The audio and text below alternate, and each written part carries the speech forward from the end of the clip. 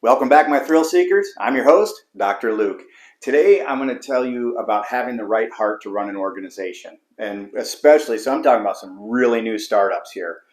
All right. When you go in, you have this grand idea that I'm going to make all sorts of money, right? Who doesn't? Nobody starts out and just says, I want to solve problems and make every organization great, make them a bunch of money, and c'est la vie. It is what it is, right? I'll make the money I can. Okay, well, that's not true, and you know it's not true. So no matter how good your morals are and anything like that, you still have to think about how am I going to put food on my plate and how am I going to feed my family and my employees and stuff, right? So here's my deal with what I'm trying to say.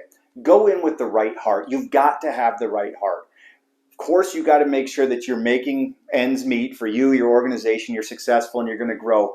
But keep in mind the heart of a servant.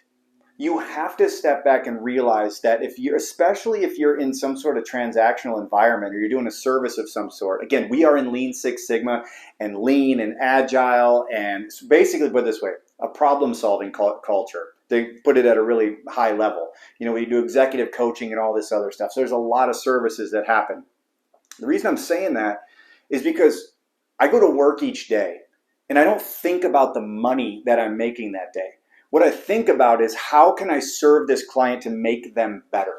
And it not only does it feel better to have that point of view, because I did think about money at first. And I was constantly stressing out all the time, money, money, money, money, money. Well, guess what? I started to realize that that was taking me away, all that negative energy was being focused elsewhere when I just went, you know what? I want to serve my clients to the best of my ability. My head's not in the game when I'm focused on money. So as I'm coaching or mentoring or training in any one of those roles, I'm constantly thinking about how can I make this person, these groups of people better? And I always tell them, and I mean this genuinely when I say this, I hope that I'm getting consultation from some of them later in life. I want them to be bigger, faster, smarter, and stronger than I will ever be. Their success, that's my success story, not money. Money's a byproduct. You take care of your clients and they will take care of you.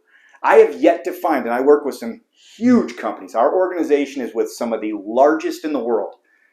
And I have yet to find where if you take care of a client that they don't find ways to take care of you. They can even find crafty ways, in ways you didn't even think of where they can take care of you. But that's only when they know who you are and your organization, what your culture is, what you stand for. So when you go into this, stop focusing on money. Stop chasing the almighty dollar. Chase the good. And then as you start making money, here's the other caveat. When we started making all sorts of money, you lose focus briefly of that same concept. So it went from focusing on money, focusing exclusively on clients, to starting to think about money again. It's stop, time out. What got us here? What got us here is loving people. Loving them, serving them, empowering them.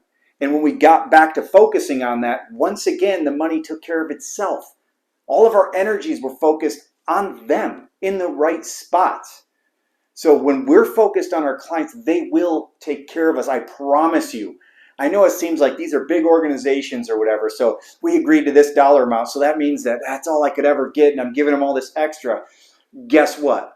The budget next year is different from the one last year. The budget in a couple of years is different from this year, right? There's money everywhere in these organizations. And if you're loving on them and you're caring about them, and they truly know that you're authentic, you're genuine, and you're there for them to help them out, I guarantee you, mark my word, they will take care of you. And if they don't, caveat, you need to drop them as a client. But I have yet to find that. We work with organizations that take care of us and find a way to take care of us even more every year. And that's because we genuinely love the people we work with and who we work for. Because we work hard and we work together and we just constantly focus on the client. All right, keep doing what you love.